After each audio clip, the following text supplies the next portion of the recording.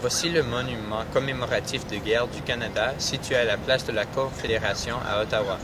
Le mémorial a été inauguré en 1939 pour commémorer la Première Guerre mondiale. La tombe du soldat inconnu a été ajoutée en 2000. La tombe contient les restes d'un soldat canadien provenant d'un cimetière près de la crête de Vimy. Bonjour, mon nom est Michael Kavchak. Une question fréquemment posée par les étudiants en histoire du Canada porte sur l'héritage de la crête de Vimy et la pertinence de cet héritage pour les jeunes d'aujourd'hui.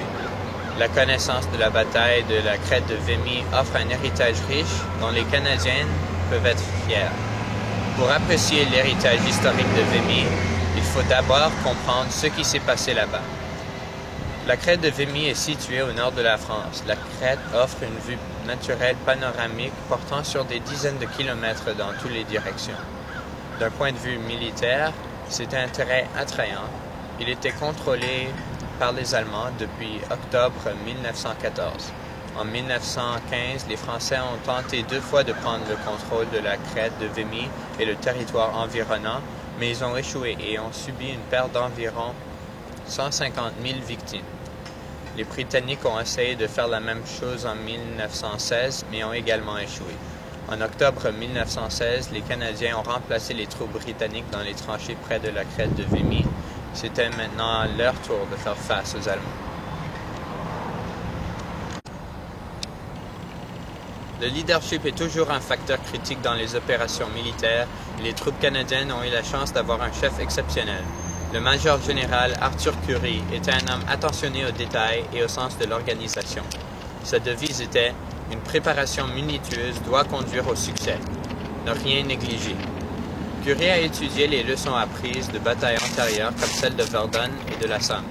Les Canadiens ont recueilli des informations par l'intermédiaire de rails et de reconnaissance aérienne afin de se préparer à une attaque au printemps suivant.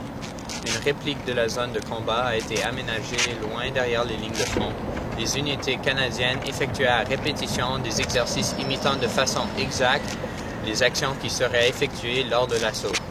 Les Canadiens ont également construit un réseau de tunnels souterrains pour offrir une liberté de mouvement au personnel et à la marchandise de guerre, constituant ainsi l'un des exploits d'ingénierie les plus remarquables de l'époque de cette grande guerre. Ils ont aussi changé la composition des pelotons et leur manière de combattre afin d'être plus efficaces. Andrew McNaughton, chef de l'artillerie canadienne, a développé de nouveaux principes scientifiques dont le flash spotting et le sound ranging afin d'améliorer la capacité de cibler et de détruire l'artillerie ennemie. Au moment où la bataille a commencé, l'artillerie canadienne avait détruit plus de 80% des batteries allemandes.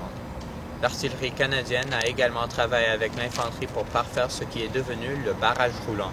Le plan consiste en des tirs d'artillerie menés à un rythme exact devant des troupes canadiennes qui se déplaçaient à travers le No Man's Land.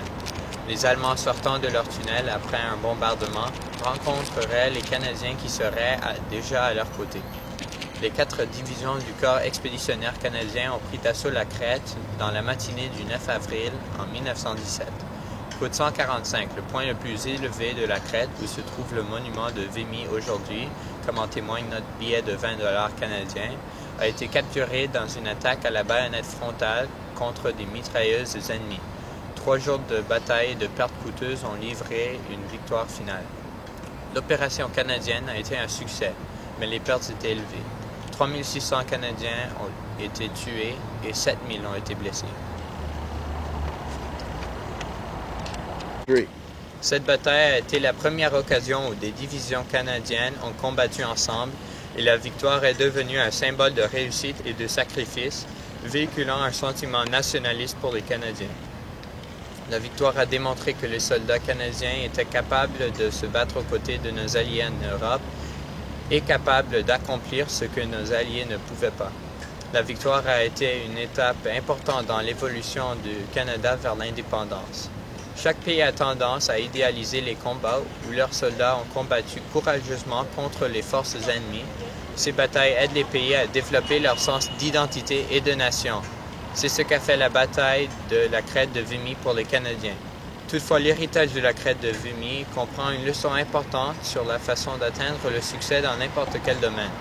Face à ce qui peut sembler être des défis insurmontables, Il faut toujours envisager les moyens d'améliorer ses chances à succès grâce à la recherche, la planification, l'innovation, la discipline et la pratique. Cette leçon de succès, grâce à une bonne préparation minutieuse, s'applique à Vimy. Elle s'est appliquée également lors de la bataille à Juno, ainsi que dans d'innombrables autres situations. Il est regrettable que l'histoire de l'humanité soit si intimement reliée à son histoire de conflit armé. Cependant, certaines batailles offrent des leçons de vie utiles dans d'autres domaines. L'héritage de la bataille de la crête de Vimy n'est pas seulement une leçon précieuse, elle est une source inépuisable d'inspiration qui durera pour des générations à venir.